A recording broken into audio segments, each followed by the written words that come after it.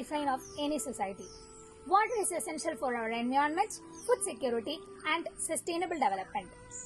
Rainwater harvesting is one of the most effective methods for water management and water conservation. It is used to indicate the collection of rainwater. I am Nora Vinod of 9th standard. Ashin, Sigin, Shibin and Shreya are taking part in our presentation. We are here to present the different rainwater harvesting methods adopted by Kerala and Himachal Pradesh. Rainwater harvesting methods in Himachal Pradesh. Kools. Kools are the traditional system of canal irrigation that has existed in Himachal Pradesh for over 400 years. These are man-made surface channels that divert water from the natural mainstreams and supply water to the surrounding villages as it flows down. These usually carry glacial melts through gravity from the nearby streams into the fields. Kools are mainly used for irrigation purpose and other needs of domestic water supply. Kools are community-owned channels and are maintained by a mutual agreement between villages. Currently, the Department of Irrigation and Public Health controls the kools. Kohlis. They are traditional water masters of Himachal who supervises allocation for irrigation of fields and settling disputes among farmers. A kohli is so designed because he is a master of kool. This title is passed through generations in a family. The kohli is paid by the villagers for his work and the farmers offer a part of their production as a form of gratitude. Khatri. Khatris are structures about 10 to 12 feet size and 6 feet carved out in the hard rock mountain. Traditional masons construct them at a cost of rupees 10,000 to 20,000 each. These traditional water harvesting structures are found in Hamipur, Kangra and Mandi districts of Himachal Pradesh. There are two types of khatris. One for animals and washing purposes in which rainwater is collected from the roof through pipes. The other for human consumption in which rainwater is collected by seepage through rocks. Khatris are owned by individual as well as by a community. There are government khatris as well as which are owned by the panchayat. Kool. Kools are water channels found in precipitous mountain areas. These channels carry water from glaciers to villages in the Spiti Valley of Himachal Pradesh, lined with rocks to keep it from becoming clogged. Traditional rainwater harvesting methods in Kerala. Suranka.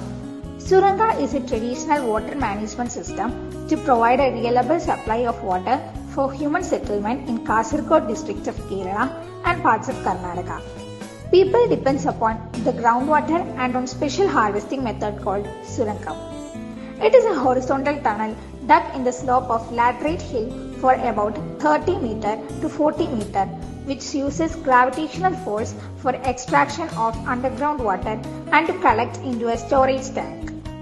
Its initial cost is only expenditure and barely needs any maintenance.